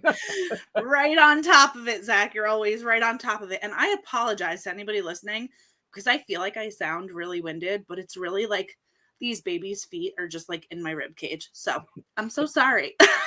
Hey, you know what? You are 2 days. You are 2 days from giving birth. I don't care if you need to take a break. Okay, you do what you need to do, sweetie. I am good. I'm good. We're good. As long as you guys can tolerate my huffing and puffing over here, we're all right. Always. So, with this grapefruit rosé spritzer, the ingredients are a half a cup of sugar, zest of 1 grapefruit, 4 tablespoons of fresh grapefruit juice, a third a cup of One Hope Vintner Collection Rosé, and a third cup of club soda. So really not hard to do. And the instructions are to combine sugar and the grapefruit zest on a small plate and mix until combined. Pour 2 tablespoons of fresh grapefruit juice on a separate small plate. To make the rim, first dip the drinking glass into the grapefruit juice and then into the grapefruit zest sugar. Fill the cup with ice. Pour 2 tablespoons of grapefruit juice, rosé, and club soda into the serving cup and stir until combined. Simple. And I have a chef listening to my recipes tonight. So, Tyreek is probably totally judging me. I don't know if you have bartending experience. I'm not judging you. Nah, we're good. I am a bartender too. It's all good. You're doing good. I am a fan of grapefruit. And I definitely think I'm gonna check out the Facebook page and try this one because I am a fan of grapefruit, and this really sounds like we're actually drying out now here in Colorado. I'm losing my gills; they're going away a little bit. But you don't need a boat anymore, Zach? Really? What's that? Awesome. Yeah. I said you don't need a boat anymore, huh? No, I never needed a boat anyway. I just float. I'm a fat guy, so I just float everywhere I need to go. So I can, family of 4 can sit on my chest and they're saved. So, but yeah, I really do. I think that this looks like. Sorry about that, Ty. That's a terrible picture, but. And that's kind of funny where you froze too. You froze like going, oh my God, this guy, what the hell? I really do. I think that this one looks delicious. So are we ready for the next one? Yeah, I could agree though, Zach. I enjoy rosé this time of year. Obviously not right now because I'm not drinking wine while pregnant, but it is a really refreshing selection for the season. Let's move over to watermelon mint frosé. This one serves 8 to 10. Active time is about 20 minutes prep and non-active time about 5.5 hours because there's freezing involved with this one. So I do have a little bit of a background with this because it came from our Estate 8. So back in the year 2014, we were the first wine company to introduce a frosé recipe. I will say I had frosé when I was at the winery and it was absolutely delicious. They made it for us when we were there. We had just launched our first ever rosé, and we popped it in the freezer to chill it down quickly. It froze, and thus our love affair with the famous frosé began. We started intentionally freezing it in ice cube trays and mixing it with lemon simple syrup before we realized that simply mixing it with fresh lemonade was way easier and healthier. The recipe has adapted over time, and now we put a new spin on it with watermelon and mint. Simple yet unique, and you can find us sipping frosé poolside at the estate all summer long. So this is a good one. The wine pairing for this is our Love Language Collection California Rosé. So different rosé for each recipe. They're a little bit different. The ingredients are, so 1 bottle of the Love Language California Rosé, a 1/4 cup of sugar, a 1/4 cup of water, 5 mint leaves, plus a few extra for garnish, 5 cups of watermelon puree, about 1/2 of a small seedless watermelon, just to give you size comparison, and the juice of 1 lime. So what you're going to do for this one, pour rosé into ice cube trays and freeze for about 6 hours or overnight. Add sugar, water, and mint into a small pot over low heat and cook for about 5 minutes, stirring occasionally just until the sugar is dissolved. Remove it from the heat and let it cool, and steep for 30 minutes before removing the mint leaves. Combine the watermelon, lime, and simple syrup in a blender and puree until smooth. Pour into ice cube trays and freeze for 6 hours or overnight. Combine both rosé and watermelon ice cubes in a blender and puree until smooth and slushy. This will blend easier if the cubes are slightly thawed or runny. Garnish with a mint leaf and or a slice of watermelon on the rim of each glass. And there is a test kitchen tip here also from the estate. For fast freezing, pour rosé and watermelon into separate baking trays and set it in the freezer for 3 hours. So if you want to speed up the process a little bit, give that a try. Okay, Ty, I got a question for you here. Does this drink not scream barbecue? Oh, it definitely does. Absolutely. 4th of July and barbecue. This drink screams 4th of Yes. July and barbecue. Absolutely. I mean, frozen, refreshing, ice cold. Yes, I would agree. I would agree. Uh-oh. Yes. So we're moving on to Moscato. I've got 2 more recipes for you. And again, these are going to be posted on the page. So definitely, hop on the Community Pay It Forward One Hope fundraiser group page on Facebook, and all the recipes will be posted right there. This one is an easy pineapple wine punch. Delicious party drink for any occasion. This one's going to be a bit sweeter. Just 4 ingredients go into this easy wine punch, and it will instantly transport you to a tropical frame of mind. I'm all about that for summer. I don't know about you guys, but I'm waiting to have my glass of wine patiently.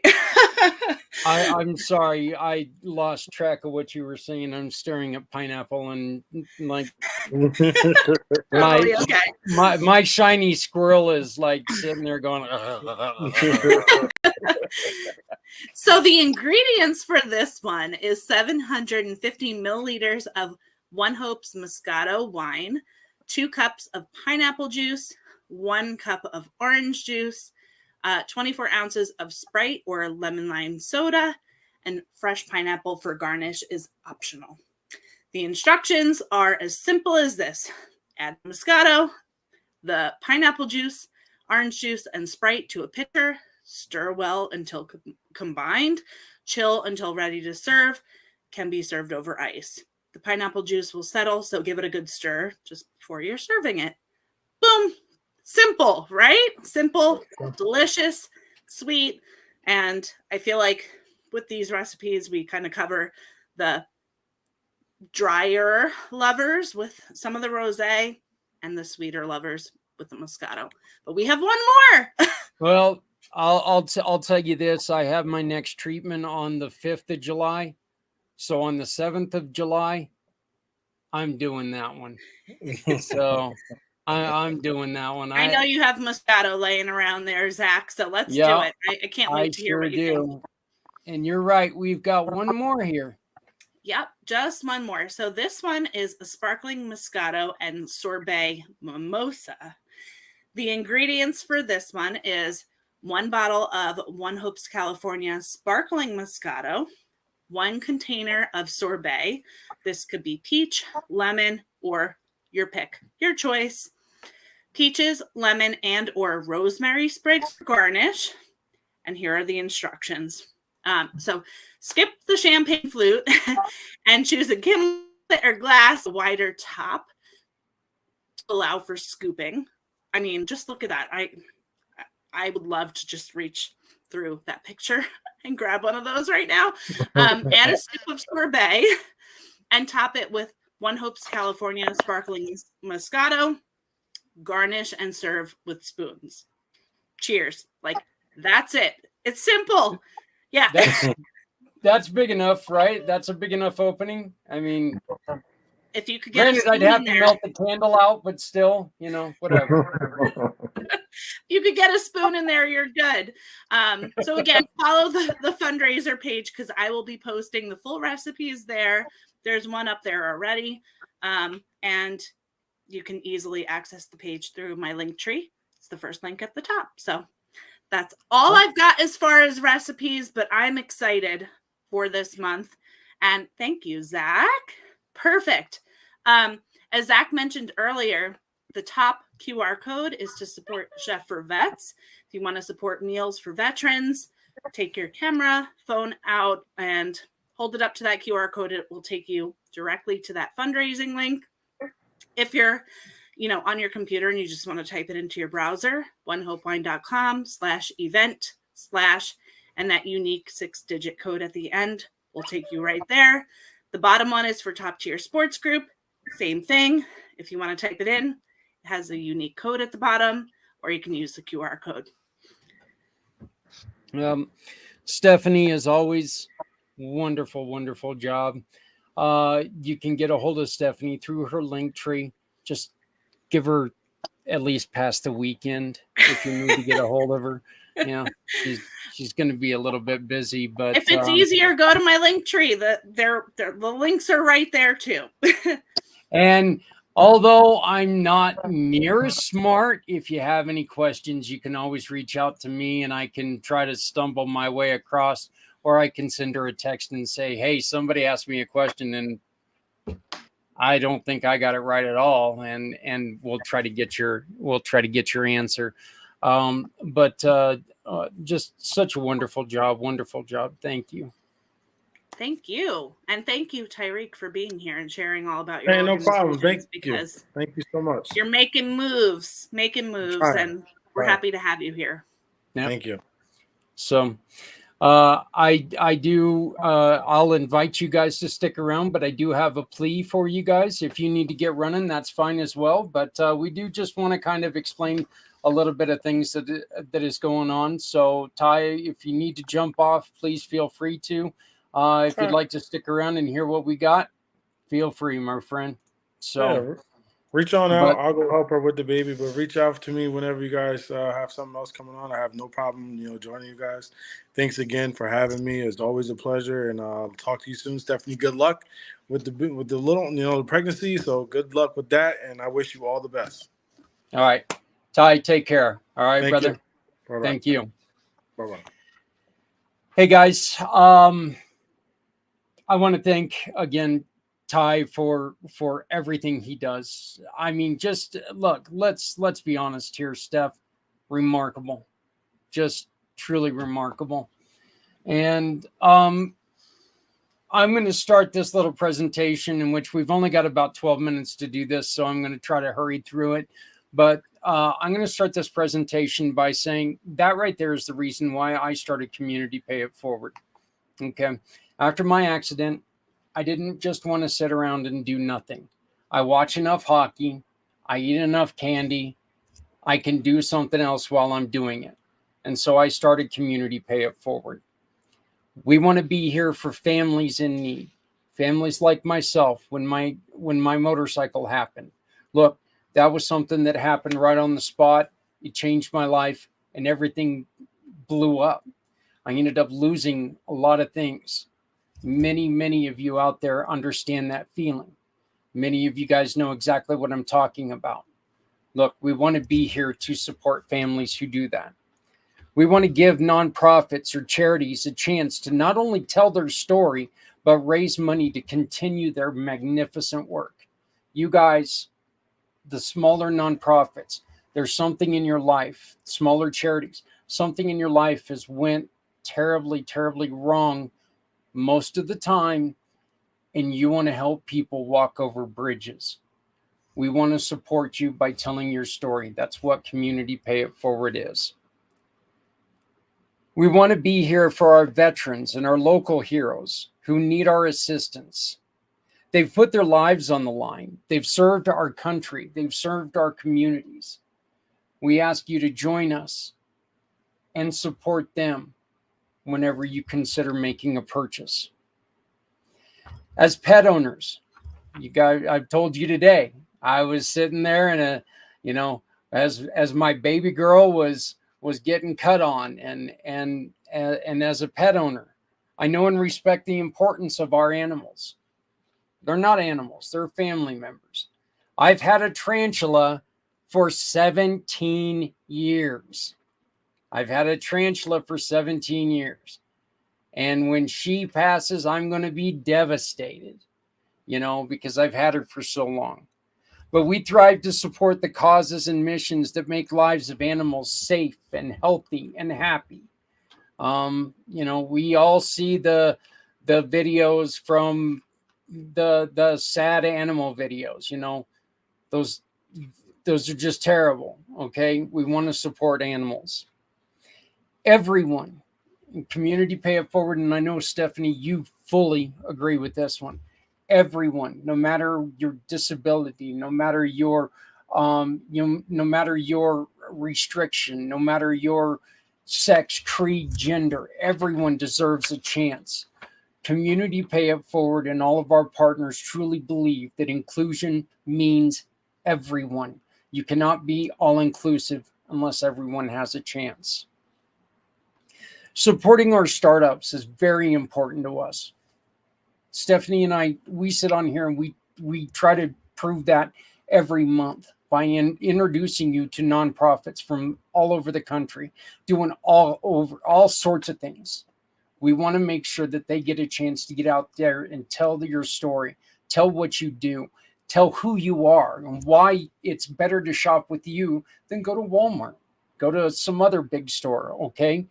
We want people to support you by shopping with other people. And in return, when they shop from you, you can support other people as well. It's a beautiful circle. It's put it on the spin wheel and let it go. And it's a win-win situation. With this program, everyone wins. Community Dare to Care is our free outreach for everyone. This is one of the things I am the proudest of. Look, when I went to try to get family for my food, that really sounds like a fat guy there. When I went to go try to get food for my family after my accident, they looked at me and they told me, "You made too much money last year." I had a fractured skull, a busted face, and a broken neck. No matter how much money I made last year, I was licking windows that year. I wasn't going to work and there wasn't money coming in. We understand that everybody gets in situations when they need help. Community Dare to Care is part of an answer. We're going to be there offering clothing, housewares, so many things for people, no matter what the situation is. Your situation is not our concern. Your health, your happiness, and your family, that's our concern. We want to make sure that everybody's taken care of. I mentioned the Cub Club. We want to teach kids what it's like to work and help others. That's something that we really thrive to do. Stephanie, I gave you our color book yesterday. How did your kids enjoy that? I actually got to print it out this morning, and my little one was really excited to look at it. Well, that's great. I Going through the appreciate that. pages, I so love thank you hearing for that. that. No problem. So you can always get that that color book if you go to the Cub Club on our website. Our communities are all falling apart. We know this, okay? And our governments have become busy with other things. I don't know what the hell's more important than our communities, but they've become busy with other things. Community Pay It Forward, we want to be there for you because we don't need their help all the time. Let's do things ourselves, and we can help you raise money for that. As a person who loves history, and I truly do love history, I love to honor history. I want to see history saved. This is one truth that even bad must be remembered. Look, if we don't remember them, we're doomed to repeat them. That is very true. Some people might say we're in that time right now. And our Healthy Mind, Body, and Soul program is here to lift and support non-narcotic, all-natural, holistic medicines and programs. So another person you can support with the Community Pay It Forward program. Our program is so amazingly simple. You shop with any of our many, many partners that can be found on our website, communitypayitforward.us. You shop with them, you pick a cause that you love. We don't tell you who to do it. We don't tell you who to choose, but you choose a mission that you love. You attach that picture of that receipt to the information set up for that mission that can be found on the mission partners page of the website. And 80 to 90% of what we are given goes to those causes. It's very important to us that we keep that the same. I've got to skip to the end, unfortunately, but so we have an amazing opportunity coming to us. And we have a chance to get in front of thousands of investors. And I've spent the first 7 years of this program putting the money from my disability into this program. And I would do it every day of my life if I could, because I believe that what we have started is very worth it. We're trying to help people, and that's what we should be doing. But I need your help. If you can make a donation to us, it will help us get in front of these investors. And the first step will be talking to people, getting out in front of them. And I guarantee you one thing, and one thing for sure. We have lost an investor or two because we refuse to turn it around and offer a 20% donation to somebody. That will never, ever change. We will return 80% of every donation, at least 80% of every donation, because that's what makes our program special. What we need is a chance, and we're asking you for a chance to get in front of these investors. If you look in the corner, you can see a QR code. That will take you to a form where you can use the Community Pay It Forward program.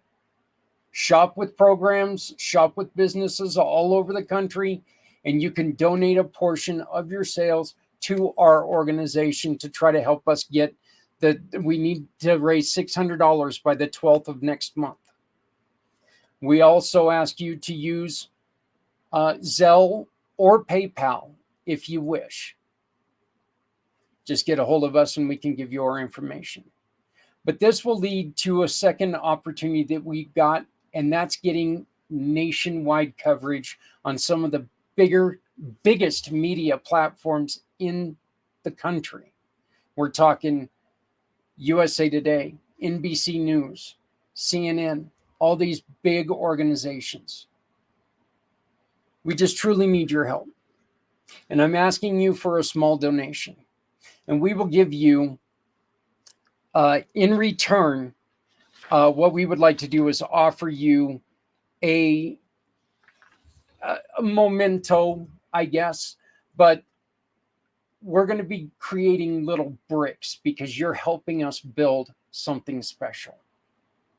You give us a donation, we'll send you a certificate with a brick that says, I am a community champion, to prove to people that you actually care. If you really want to help us out and you want to throw us a $500 donation when the community stand-up centers are built, the pathway will be built with brick. I'm a brick fan. I don't know about you, Stephanie, but I love brick pathways. And every single one of those bricks will have the opportunity to be engraved.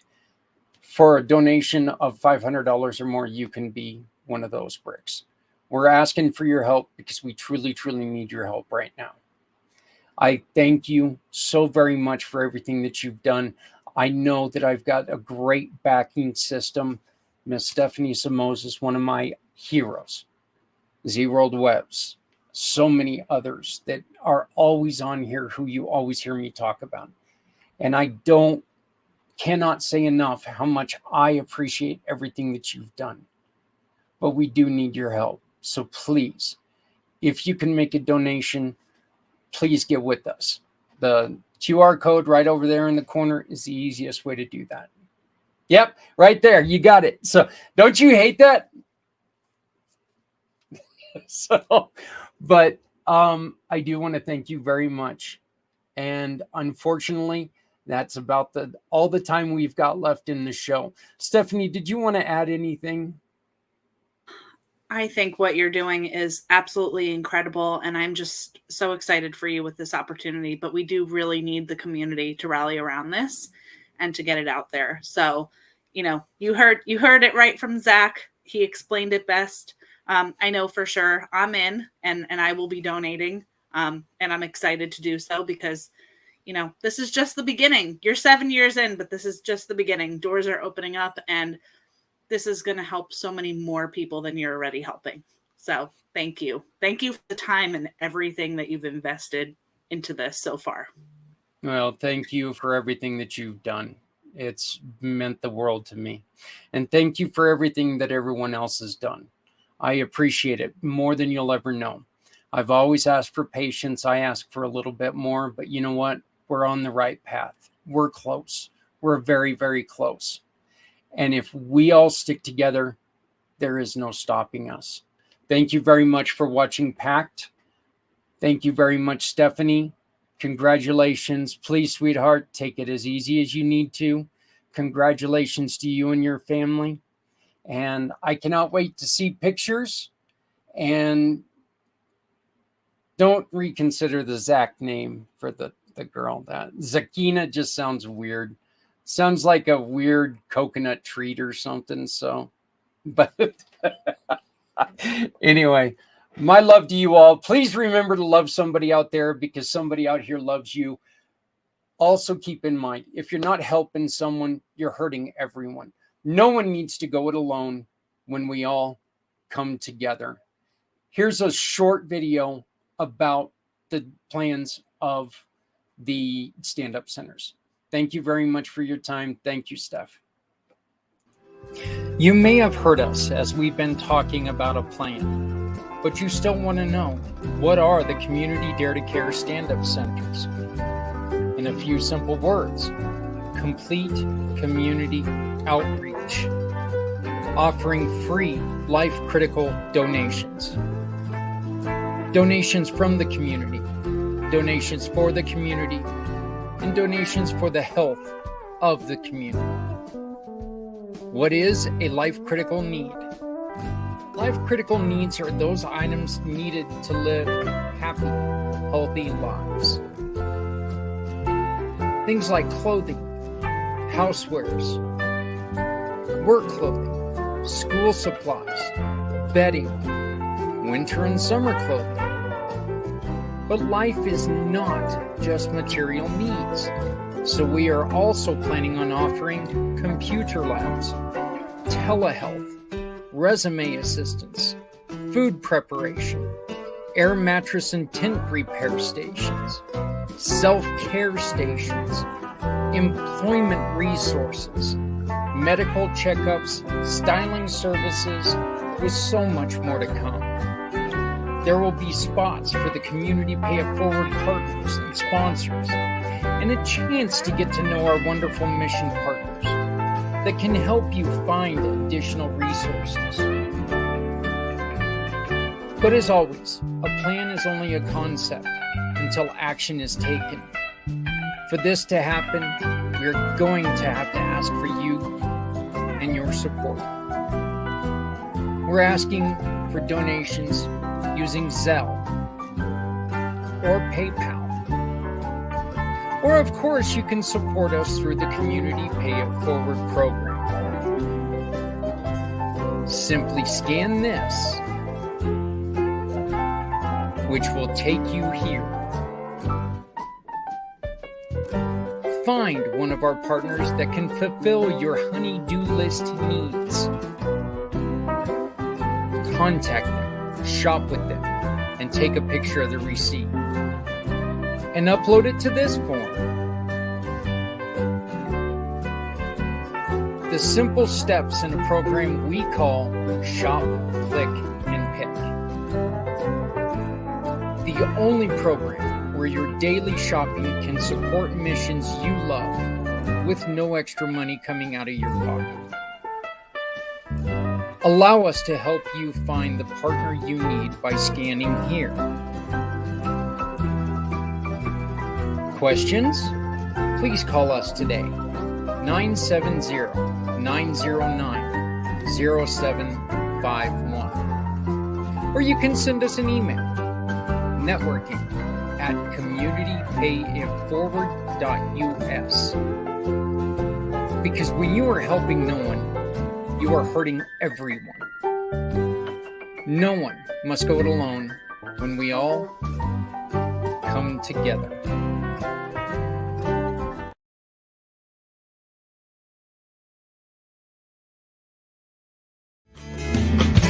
Stepping out of her fear, bring me home.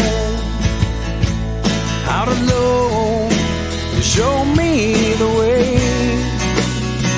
You wanna be a part of Sunset Boulevard.